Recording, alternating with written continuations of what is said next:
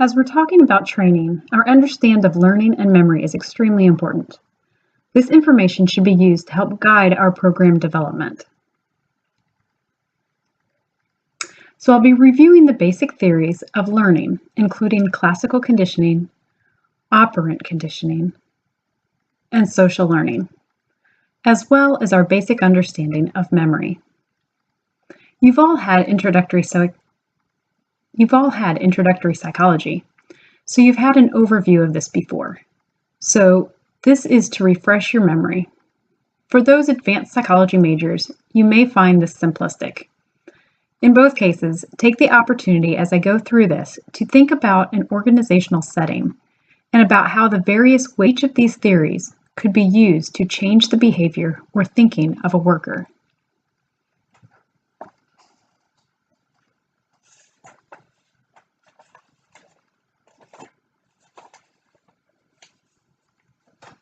So let's start with classical conditioning. This is how we learn associations between one stimulus and another and come to respond to the first as if we are being exposed to the second. This is much easier to understand in terms of examples. Before I get to the examples, I'll go over the terminology. The basic concept is that a stimulus provokes a response. By creating an association between this stimulus, the unconditioned stimulus, or UCS, and something else, the something else, which becomes our conditioned stimulus, or CS, begins to elicit a response, the conditioned response, which is similar to the response to the original stimulus, which was the unconditioned response, or UCR. So the unconditioned stimulus has an automatic response of the unconditioned response. We're pairing that unconditioned stimulus with the conditioned stimulus, and eventually that conditioned stimulus produces a response similar to the original unconditioned response. This is the theory of learning that talks about conditioned and unconditioned stimuli and responses. Something that is unconditioned, whether it's the UCS or the UCR, is natural. We don't have to learn it. It's innate or an instinct. For example, we instinctively have a gag reflex to rotten food. We don't need to learn that. Conditioned things are those that are learned. We've done something to develop an association and created a new reaction to some stimulus. So for example, someone who had always liked chocolate cake, but got food poisoning afterwards, has now developed a negative response to chocolate cake.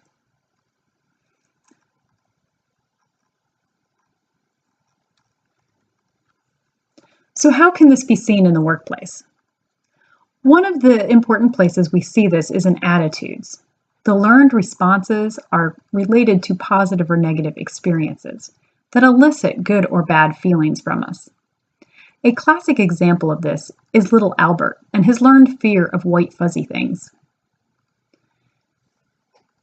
In terms of formal training, this is more indirect influence and is going to be something we need to be aware of and will affect motivation. If we unintentionally develop or condition negative responses to stimuli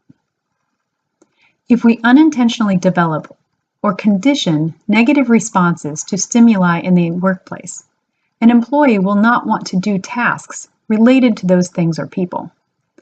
However, if we can associate positive feelings with those things, we can build some level of internal motivation because employees get positive feelings from doing certain things or being in certain situations in the future. Generalization is the idea that a person starts to respond to other stimuli that are similar to the conditioned stimulus in the same way or a similar way that he or she responds to the conditioned stimulus. So if someone develops an association between giving presentations and rude responses from coworkers, he or she may generalize that to preparing papers or reports, things that aren't just standing up in front of people, but that are other similar things related to presenting their ideas. Developing a lack of motivation for doing these types of activities.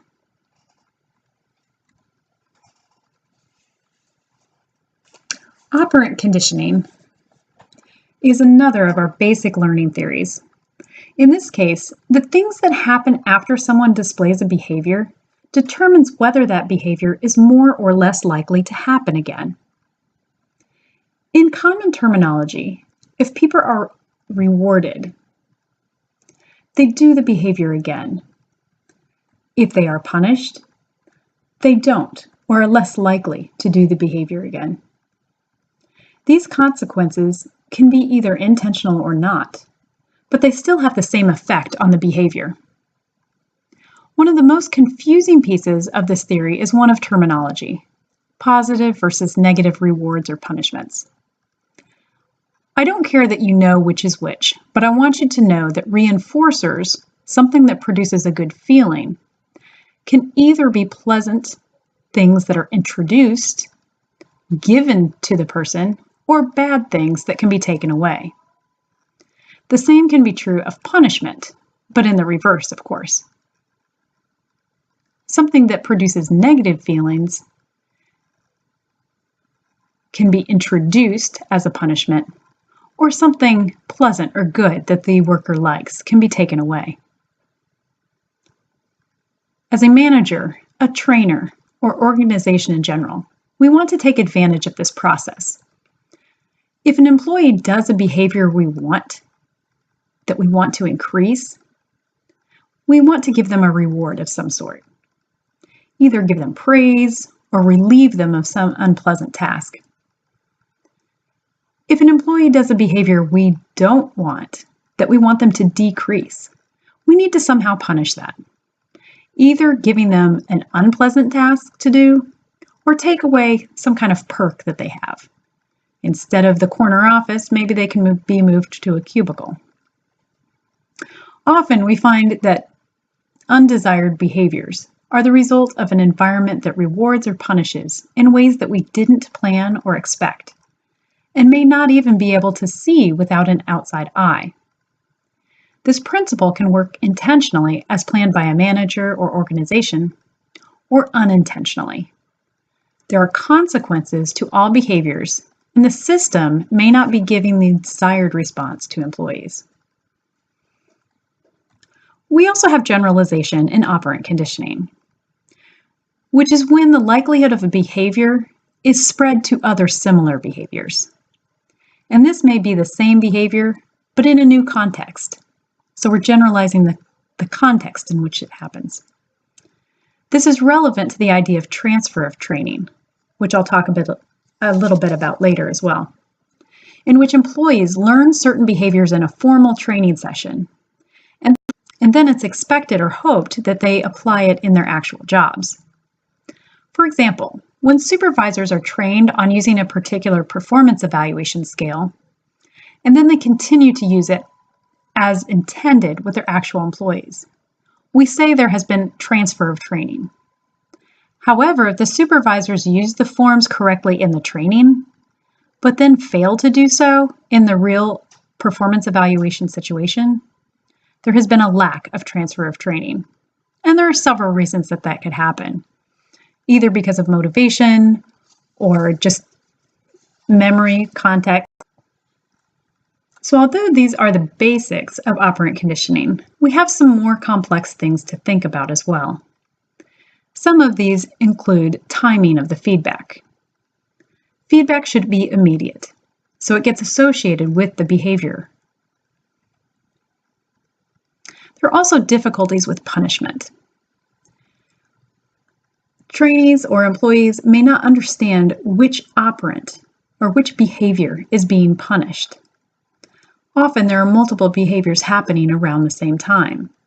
And so if it's not clear which behavior is being punished, the trainee may stop doing behaviors that we're not intending them to stop.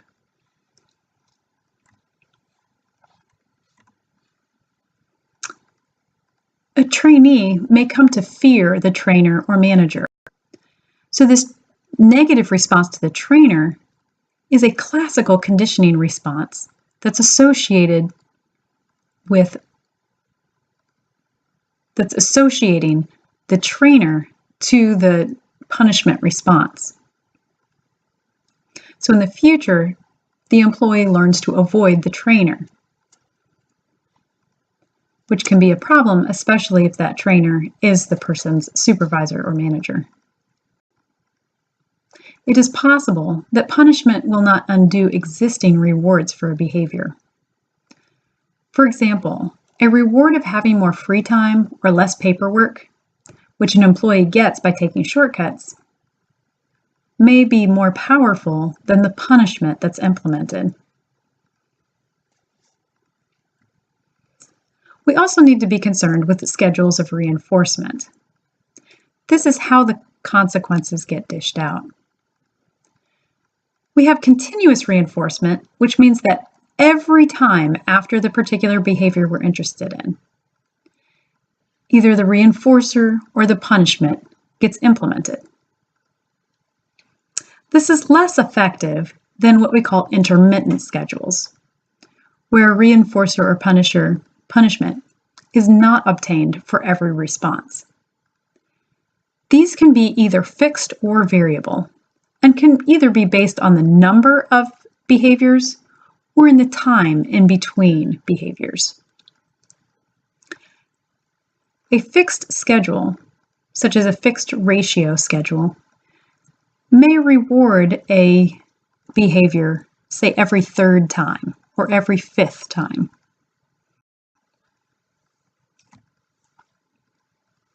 The strongest or most resistant schedule of reinforcement is the variable, either ratio or interval schedule.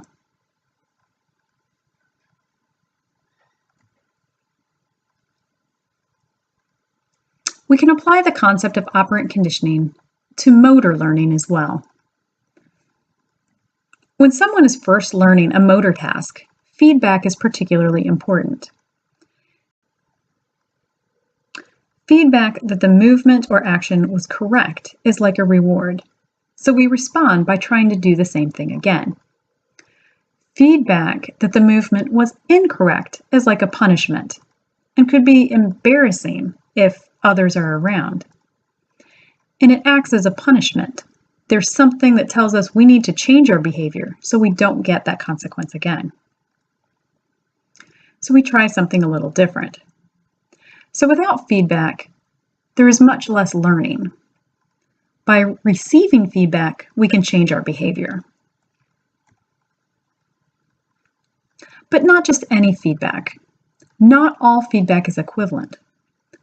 One type of feedback that you get for a motor task is called knowledge of results.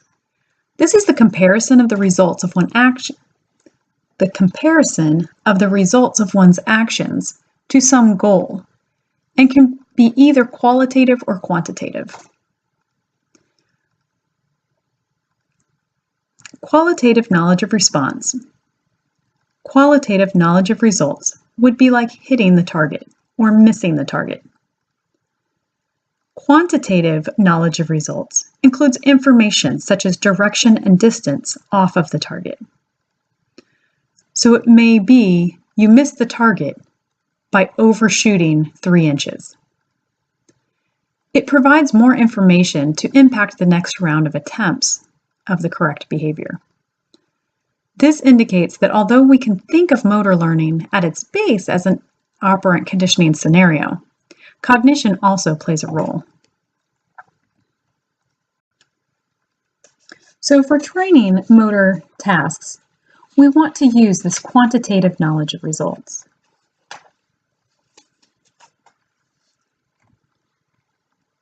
The third basic theory of learning I want to discuss is social learning. Social learning is essentially learning from watching others, or imitation. Anyone with an older brother or sister growing up had the advantage of letting the older one test out the parents first. You learn through social learning what you could or should do and what you couldn't get away with. The same applies in the workplace. We watch others turn in an assignment late or call in sick on a very important day and find out what happens. Someone else's behavior. Someone else models behavior, and we learn through what we call vicarious rewards and punishments. There are some necessary conditions and things that make modeling more likely to occur. These include attention. In particular, the learner must pay attention to the behavior of others in order to pick it up. Retention of information. There has to be some level of retaining the information about the behavior itself and the consequences. Practice. There needs to be an opportunity to put into practice the new behavior. And motivation. There must be some motivation to push the person to display these new behaviors. For example, if someone sees a manager behave incorrectly with a subordinate and then sees him or her get suspended from a favorite project, other managers who see this will learn that behavior toward a subordinate, that particular behavior toward a subordinate, is inappropriate and won't be tolerated. In other words, they learned through vicarious punishment. However, if other managers see a manager who treats subordinates in a motivating way and sees the admiration that he or she earns from the subordinates, it will increase the likelihood of others following that example. Setting good role models into prominent, well-seen positions can be seen for others in the company is beneficial. If we think about the formal training arena, role models play a role in skill building as well. A trainee watches as an experienced employee does the job correctly. The training environment also allows for social learning to take place. Take a chef, for example. In watching someone else cut the vegetables in a certain way, the trainee learns how to do it. The aesthetic results and the applause of the head chef or the pleased reactions of customers are the vicarious rewards.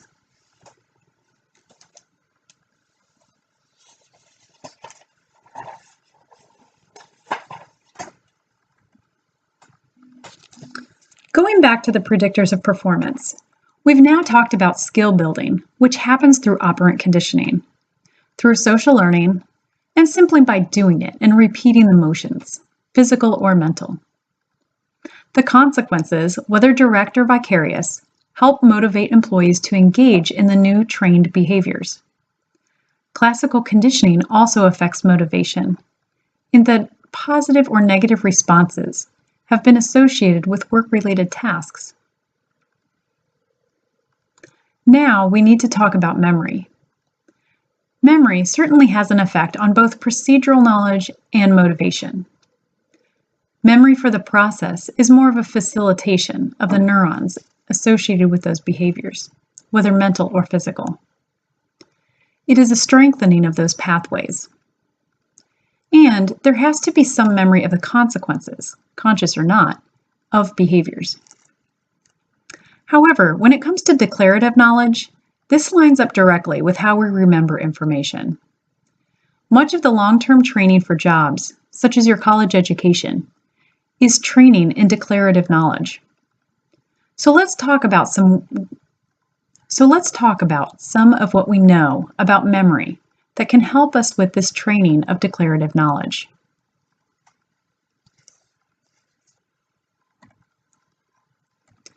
The basic process of memory involves encoding things into our memory and then retrieving them at a later time, whether it be 30 seconds later or 3 years later. There's a lot we know about these two sides of the process that can help us improve the learning that occurs in workers. As part of this process, we need to consider two types of memory. Short-term or working memory allows us to work with information and have it active in our minds as we think through problems or try to remember things as we do a particular task. This is important for many aspects of work, but long-term memory is the primary factor when we're talking about declarative knowledge. So we know that short-term memory tends to last about 20 seconds and holds 7 plus or minus 2 items or chunks. We can use rehearsal to keep it fresh in our minds. Long-term memory is remembering things that are longer than the short-term amount of time. We have to encode information somehow to store it in long-term memory, which will enable us to retrieve it later. There are a lot of things that cognitive psychologists have learned about encoding information that can help us in developing training. A couple of these include depth of processing and spaced learning. When we're talking about the depth of processing, in general, the more elaborate or deeply we process something, the better it will be remembered. Simply rehearsing or saying something over and over again will not process the information deeply. We need to connect the ideas. We need to work with it. This helps with the depth of processing. Spaced learning is spreading out the learning in time, giving yourself rest and other activities in between. Spaced learning leads to better encoding than does massed learning. This is why teachers, instructors of your classes, suggest not trying to cram before an exam and learn everything at once, but spread it out. What are some of the implications for studying? There are reasons why class instructors want you to discuss topics you are learning about. It's why I post ideas on the discussion board, to get you to process that information more deeply, connect it to things in your life. Applying something to your own life or seeing the similarities or differences between two things lead to more elaborate processing. When an instructor requires you to go through each chapter in a different week and prove that you've done something, you've come to class, or that you've read your reading, they're trying to space your learning out. When I'm having you do a quiz each week, it's to force you to space your learning. These things should theoretically help you do better on an exam when you are asked to recall the information.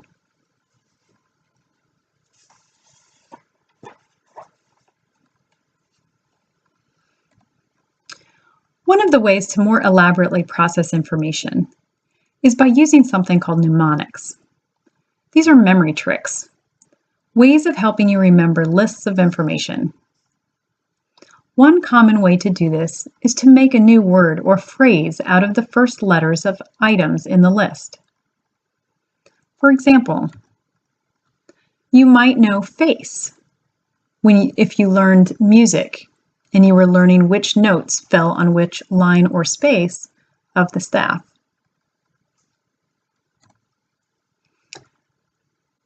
Perhaps you learned how to think of Broca's area and Wernicke's area in the brain because Broca, towards the front of the brain, comes before, or in alphabetical order, before Wernicke, which is towards the end.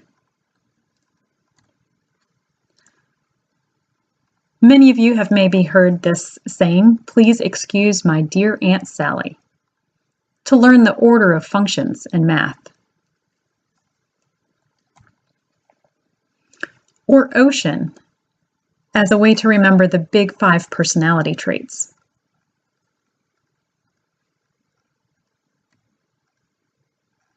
When we retrieve or recall information, we use clues of some sort to do that. Either someone asks a question that clues us in, or there is something in the environment that brings a memory into our consciousness. Sometimes the recall is intentional. We are trying to remember particular information. And sometimes it is unintentional. We're not trying to remember anything in particular, but something in the environment or an internal state brings up that memory. In recalling information, there can be context cues that help us bring that information up. When we encode the information, we are also unintentionally encoding things in the environment or internal states at the time of that encoding.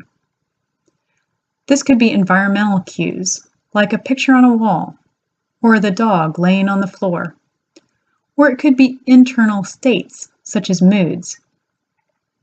We have mood-dependent memories in which it is easier to remember something that was encoded when we were in the same mood as when we are trying to recall the information. There are also mood-congruent memories. For events or information that has an emotional aspect to it, we will tend to remember that information better when we are in a mood that is similar to what the information holds. For example, we will be more likely to remember our team's success in the corporate competition last year when we are in a joyous mood, and that'll be more likely to happen than when we are in a sad mood. The encoding specificity principle states that the probability of recall depends on the similarity of the encoding context with the retrieval context. You may have had teachers tell you, study in the same kind of environment in which you'll be taking the test. This is because there may be things in your environment that get encoded that hopefully will help you when the test comes to recall that information. If you think about this, the idea that the environment or internal states get associated with the information helps us to understand why spaced learning is a good way to learn. Each time we study in a different study session and encode the information, things in the environment and internally will be slightly different, or maybe very different. Perhaps one time we're studying with a group, and another time we're studying on our own. That means that we have more cues to work with to help us retrieve the information. So in designing employee training, we need to do a couple things. We need to match the type of task or information that needs to be learned to the best learning process, or a combination of types of learning. We also need to take into account what we know about human learning and memory.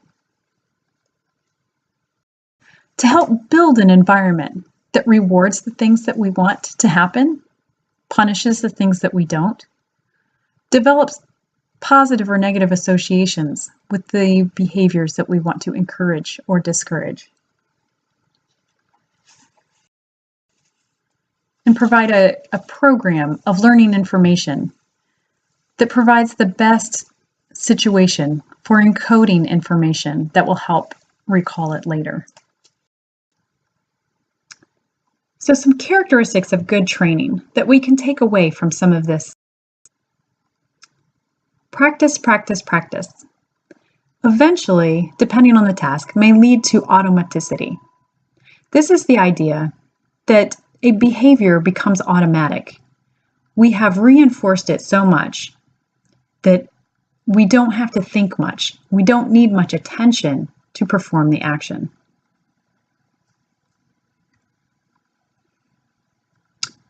Using distributive practice or spaced practice leads to better long-term performance in remembering information. We need to encourage repetition of going over material. If we give someone information in a training session and then don't repeat it at a future time, we're essentially creating a massed learning and less time and effort spent in learning the information. An example of this might be a CPR training, where many CPR courses give people a certificate for 2 years. So you spend 4 hours learning about CPR, And then if you don't use it or review that information, it may be another 2 years before you are exposed to it again. By refreshing that information every few months, it'll be easier to remember when a time comes if you have to use it.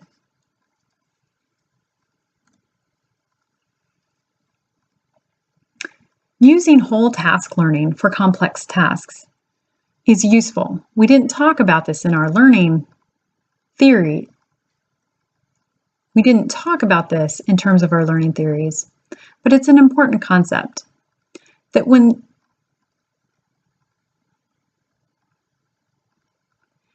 a task is complex, we can learn pieces of it, but that's not as good as learning the whole task together, not learning little parts of it here and there. Giving feedback in terms of knowledge of results or knowledge of performance is important and improves the performance of employees by giving them information, helping them see what they need to do differently or what they're doing right. It also increases the motivation they have for performing correctly. Goal setting is important. We'll talk about this more in the motivation section of the class. But suffice it to say that people perform better when they have goals, and particularly when they have challenging but reasonable, achievable goals. And by providing models of doing the right behaviors, we're using social learning. This sets up an environment in which people are rewarded for doing the right thing, if for no other reason than because they are more comfortable when they're following the social norms. It is uncomfortable, and therefore a punishment, to do something different from what other people are doing. These are certainly not all the things we can take away from understanding learning and memory. This is just a piece of the puzzle. Two common but major problems with employee training are trainee readiness and transfer of training. Trainees need to be ready and willing to engage and accept training. Readiness involves many things from prerequisite knowledge to motivation, and having the resources needed to engage in it. If trainees do not have the right background knowledge, much of the training will not be absorbed and learned. For example, several years ago, I thought it would be interesting to take a virology class online, even though I didn't have an extensive biology background, which they did warn students they should have. The first week of lectures was very understandable and interesting, but once we got into the second and third weeks, it was well beyond my background. Likewise, an employee who gets advanced instructions in a technical field, say electrical work, will need to know the basics of the field first. Otherwise, the advanced training cannot be fully absorbed, no matter how motivated the person is.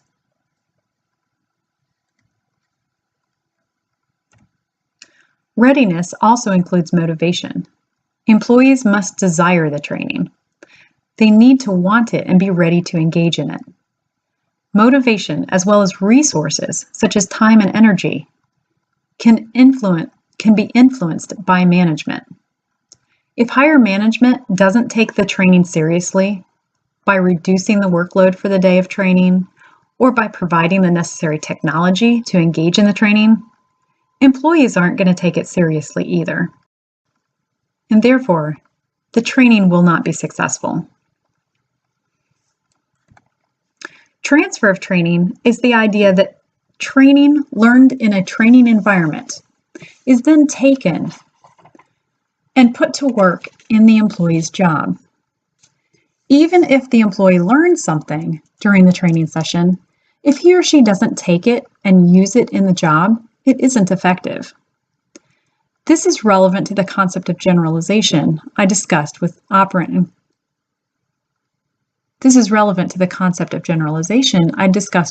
conditioning, that people need to take the behavior and apply it to a new situation. You have to generalize from that training room to the real workplace. We are constantly using all of the concepts I've discussed, and we can harness this for our benefit to train employees. But we aren't in control of everything, and learning sometimes backfires. We sometimes learn the wrong things. Someone may teach us the wrong way to do something, and it perpetuates doing it incorrectly, especially when we teach others. And then a new generation has gotten the wrong information. Sometimes we get away with things that we shouldn't. We take a shortcut that saves us time and energy, and we get away with it. Saving us that time and energy can be seen as a reward. Getting away with it is that there's no punishment, so that behavior is reinforced. So what happens? It increases our likelihood of doing that behavior again. Just think for a moment, and you can see that this could lead to a disaster.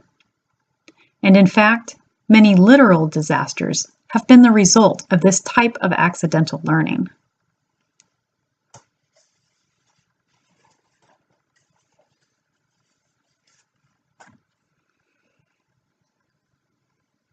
The area of safety is particularly hit hard by this type of accidental learning. So much so that safety officials have given it a term. They've called it latent errors. By being reinforced by ease and time and not getting any unpleasant consequences, people learn to ignore safety precautions. One horrifying example of this occurred in 1966 in Aberfan, Wales. A coal company had been dumping mining waste in hills, called tips, near the coal mines for years. A city for the workers had built up around the mines. So here you had both the waste of the mines and the lives of the coal miners and their families, side by side. As the coal tips grew, there was growing concern about the potential dangers of the tips being so close to the town. In particular, the local elementary school was at the bottom of one of these tips. There had been memos and suggestions on regulations and management. There had been memos and suggestions on regulations and management of the tips to reduce any potential problems. Many people, including engineers, wrote to those in charge about concerns, especially after a slide in 1963, 3 years earlier. But there was a breakdown in communication between management and workers and from workers to management, and there was no meaningful punishment dished out to the organization or any of its employees. So on a morning in 1966, after the elementary school children had gotten to the school and settled in for their day of work, and after a few weeks of consistent rains, the side of the tip avalanched quickly. There wasn't time for people to get out of the way, and the slide took out the elementary school and nearby homes. In that accident, 116 children and 28 adults died when the tip slid into Pantglass Junior School. This is why it's important for management to be aware of low incident but high cost events that could happen, and to know what employees are learning, intentionally or not. It sometimes requires putting into place a reward and punishment system that asks people to do things so they don't become complacent. Complacency is too easy to unintentionally